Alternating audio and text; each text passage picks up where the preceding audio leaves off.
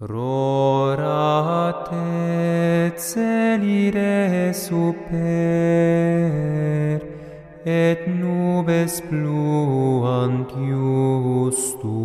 Rorat et celide super,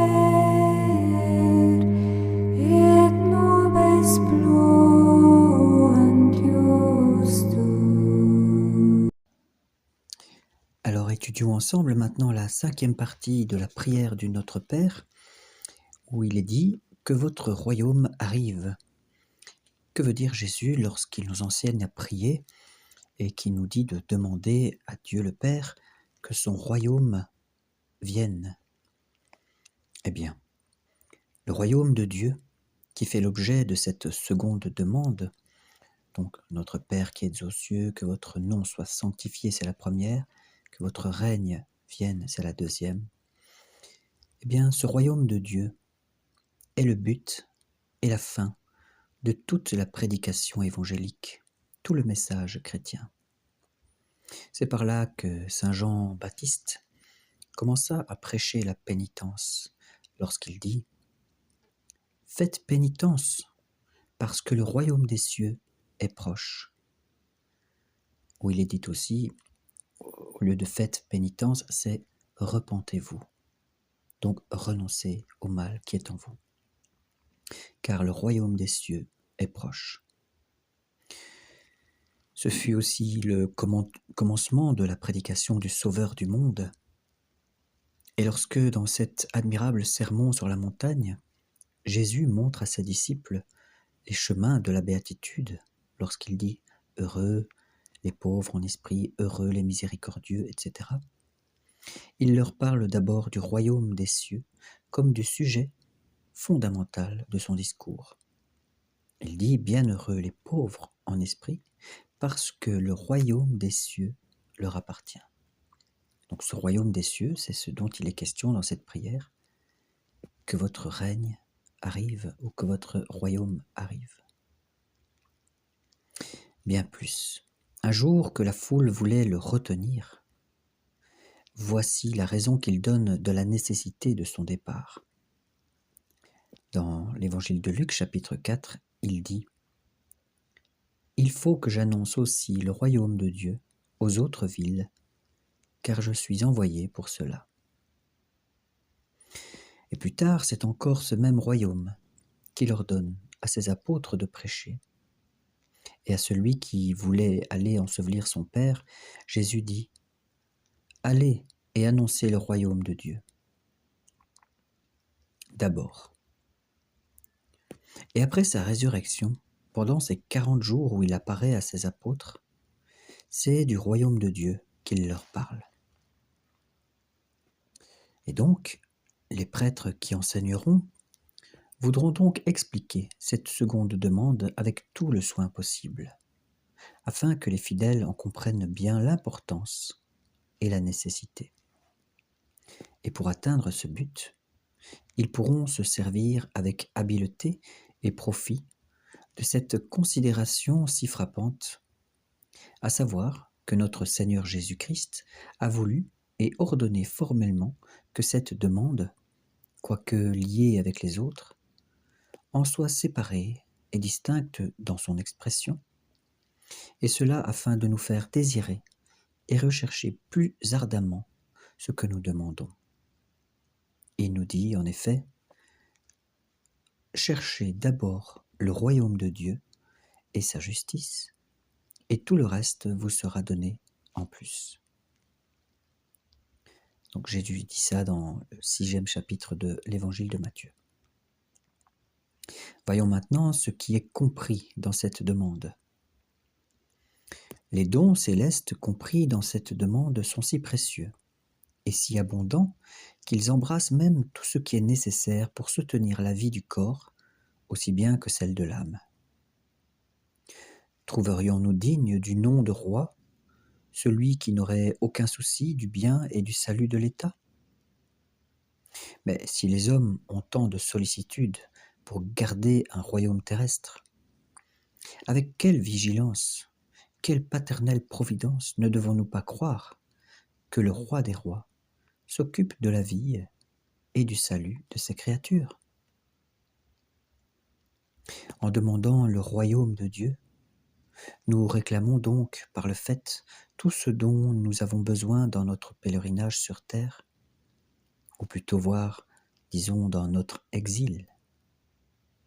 Comme ce très beau chant du Salve Regina, entre parenthèses, où il est dit que nous souffrons, nous soupirons dans cette vallée de larmes, nous les enfants d'Ève exilés.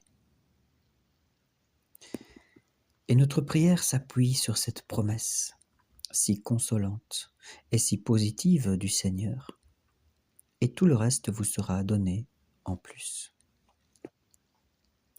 De telles paroles prouvent bien que Dieu est vraiment le roi du genre humain, et qu'il répand sur lui tous ses biens en abondance, et avec libéralité, donc la générosité.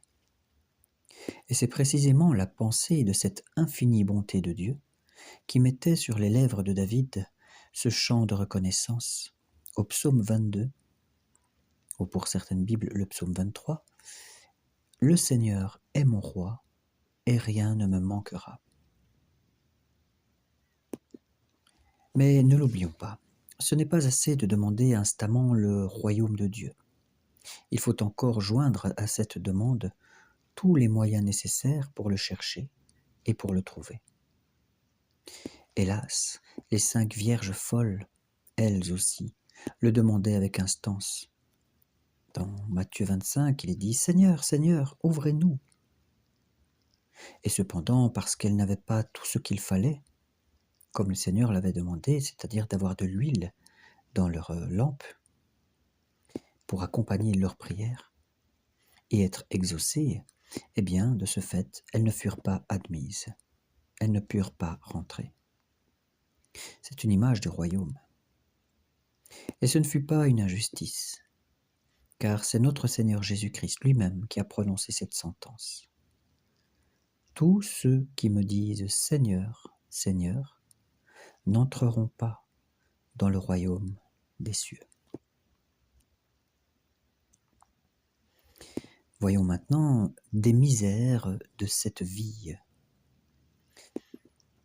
Les prêtres chargés du soin des âmes, donc les curés, dignes de ce nom, qui ont vraiment le souci des brebis, ne manqueront pas de puiser en abondance aux sources fécondes de nos saints livres, les Écritures, et ils puiseront les vérités les plus propres à exciter dans le cœur des fidèles le désir et le goût du ciel.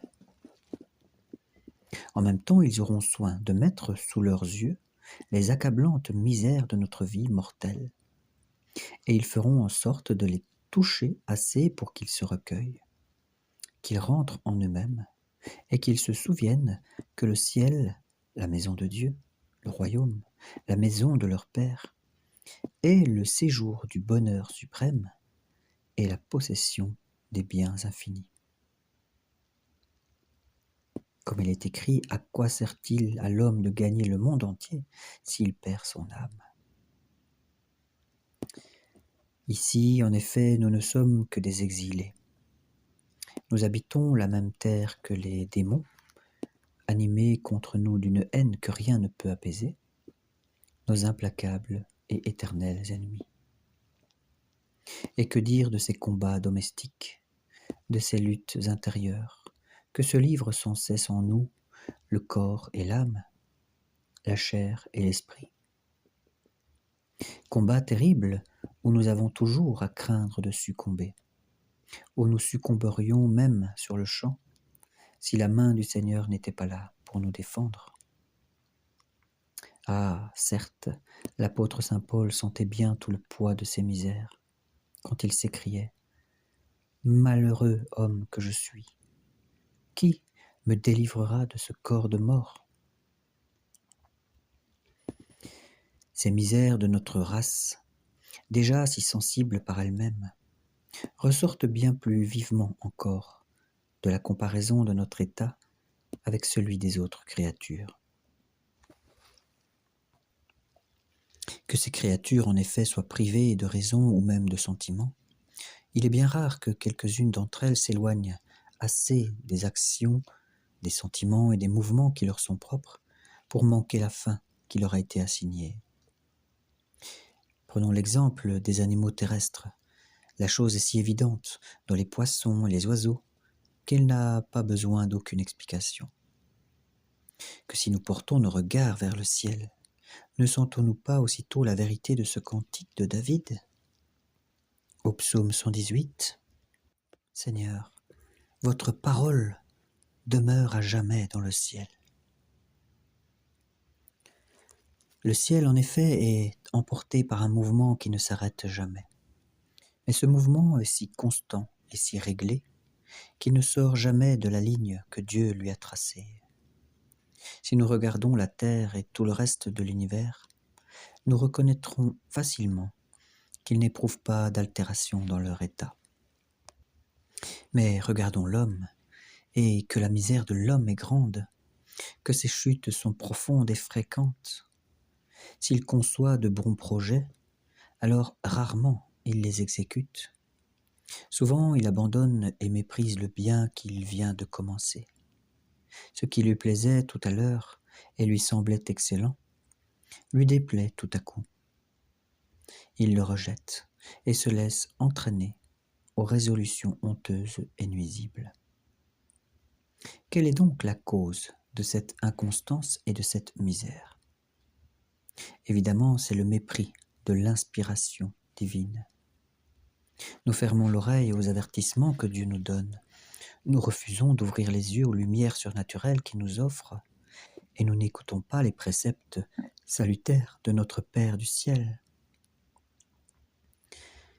Ici donc, les prêtres qui enseigneront les fidèles devront s'appliquer à mettre sous leurs yeux ce tableau des misères humaines. Ils tâcheront d'en expliquer les causes et d'en indiquer les remèdes. Ce qui leur sera facile, s'ils ont soin d'aller puiser dans les œuvres des grands docteurs, Saint Jean Chrysostome et Saint Augustin, et surtout dans ce que nous avons dit nous-mêmes en parlant du symbole des apôtres. Car ces vérités, une fois connues, quel est l'homme si coupable et si pervers qui ne voudrait s'efforcer, avec la grâce prévenante de Dieu et l'exemple de l'enfant prodigue, de se lever et de revenir avec confiance se jeter entre les bras de son roi, de son Père céleste. Voyons maintenant encore les autres significations de cette parole. Que votre royaume arrive. La détermination sera très utile pour comprendre les autres passages de la Sainte Écriture et nécessaire, spécialement pour celui qui nous occupe. Or, la première signification du royaume de Dieu, signification ordinaire et fréquente dans les Saintes Écritures, c'est d'exprimer non seulement ce pouvoir que Dieu exerce sur tous les hommes et sur tout l'univers, mais encore cette providence spéciale par laquelle il dirige et gouverne toutes choses. Le prophète, dans le psaume 94, nous dit « Il tient dans ses mains la terre avec ses extrémités les plus reculées ». Ce qu'il faut entendre même des choses cachées dans les profondeurs de la terre et dans toutes les parties du monde les plus secrètes. C'est d'après cette idée que le personnage biblique qui s'appelle Mardochée, dans le livre d'Esther, et dont il est dit « Seigneur Dieu, roi très puissant, toutes choses sont en votre puissance, et il n'est personne qui puisse résister à votre volonté. Vous êtes maître de tous, et rien ne résiste à votre majesté. » En second lieu, la signification du royaume de Dieu signifie cette providence particulière et très spéciale par laquelle Dieu prend soin des hommes pieux et fidèles et les couvre de sa protection. Providence admirable et unique qui faisait dire à David, dans le psaume 22 toujours, « Le Seigneur prend soin de moi et rien ne me manquera. » Et le prophète Ésaïe, au chapitre 33, écrit « Le Seigneur est notre roi, il nous sauvera. donc le royaume de Dieu, le Seigneur est roi. Or, quoique Dieu exerce son pouvoir en ce monde sur ses saints et les gens de bien, cependant notre Seigneur Jésus-Christ lui-même avertit Pilate, le gouverneur romain, que son royaume n'est pas de ce monde. C'est-à-dire que Jésus ne tire aucunement son origine de ce monde qui a été créé, mais qui est périssable, et qu'il ne domine pas à la façon des empereurs, ni des rois, des républiques, des présidents, et de tous ceux que le vœu général ou l'élection appelle à gouverner les États et les provinces, ou même encore qui s'emparent du pouvoir par la force et par la violence. Non, notre Seigneur Jésus-Christ, c'est Dieu qui l'a établi roi, dit le prophète, et au témoignage de l'apôtre, son royaume est la justice, car il dit dans la lettre aux Romains chapitre 14, « Le royaume de Dieu, c'est la justice, la paix et la joie dans le Saint-Esprit. » Donc nous avons une prémisse là où les commandements de Dieu sont observés, déjà sur terre, mais c'est un avant-goût de ce que nous vivrons avec le Seigneur pour l'éternité. Alors, Jésus-Christ règne en nous par les vertus intérieures de la foi, de l'espérance et de la charité. C'est par ces vertus que nous devenons en quelque sorte partie de ce royaume et en même temps les sujets privilégiés de Dieu.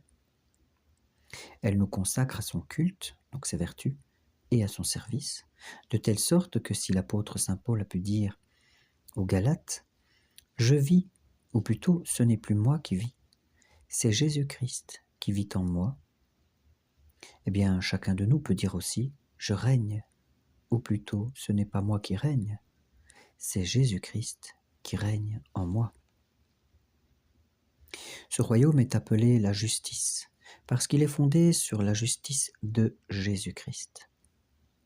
C'est de lui que le Sauveur parle dans Saint Luc, quand il dit « Le royaume de Dieu est au-dedans de vous ». Quoique notre Seigneur Jésus-Christ règne par la foi en tous ceux que l'Église, notre très sainte Mère, regarde comme ses enfants, cependant il est plus spécialement le roi de ceux qui, remplis des dons de la foi, de l'espérance et de la charité, sont devenus en quelque sorte comme des membres vivants et sanctifiés de Dieu lui-même. C'est dans ces parfaits chrétiens que règne vraiment la grâce de Dieu. Le royaume de Dieu est encore le royaume de la gloire, de sa gloire. C'est de lui que notre Seigneur parle dans saint Matthieu.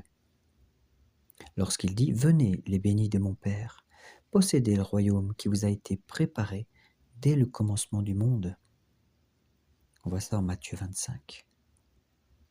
Et c'est ce royaume aussi que le larron sur la croix, le larron pénitent, qui demandait à Jésus sur la croix en disant « Souviens-toi de moi quand tu entreras dans ton royaume. » Et les paroles suivantes de saint Jean se rapportent au même objet. Si quelqu'un ne renaît de l'eau et de l'esprit, il ne saurait entrer dans le royaume de Dieu. Enfin, c'est également la pensée de saint Paul dans ce passage de sa lettre aux Éphésiens. Ni les impudiques, ni les avares, qui sont des idolâtres, n'ont pas d'héritage dans le royaume de Jésus-Christ et de Dieu. Il faut encore entendre dans le même sens quelques-unes des paraboles de notre Seigneur Jésus-Christ, lorsqu'il parlait du royaume des cieux. Mais il est nécessaire que le règne de la grâce soit d'abord établi dans nos âmes, car il est impossible de régner un jour dans la gloire si l'on a eu soin tout d'abord de faire régner la grâce en soi-même. Or, la grâce de Dieu, au témoignage de notre Seigneur lui-même, c'est une source d'eau vive qui jaillit jusqu'à la vie éternelle. Et la gloire, elle, n'est autre chose que la grâce consommée et portée à sa perfection. tandis que nous sommes revêtus de ce corps fragile et mortel, tant que nous vivons dans les ténèbres d'ici-bas, pèlerins, exilés, errants, sans force et loin de Dieu, on nous voit souvent, hélas, faillir et tomber, parce que nous repoussons le secours de la grâce d'en haut qui nous soutenait. Pour écouter la suite, je vous donne rendez-vous dans la deuxième vidéo, la deuxième et dernière vidéo sur Que ton règne vienne.